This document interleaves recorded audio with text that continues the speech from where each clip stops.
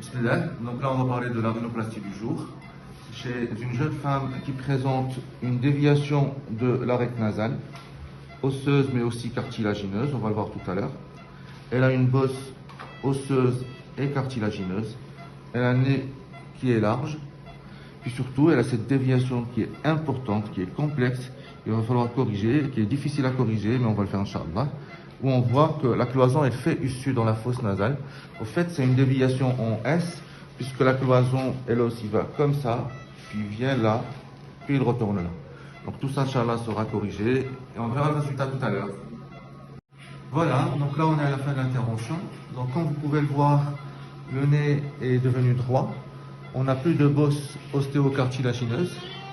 Quand on voit de profil, on voit que la pointe a été projetée, que la pointe n'est plus affaissée, qu'il n'y a plus de bosse.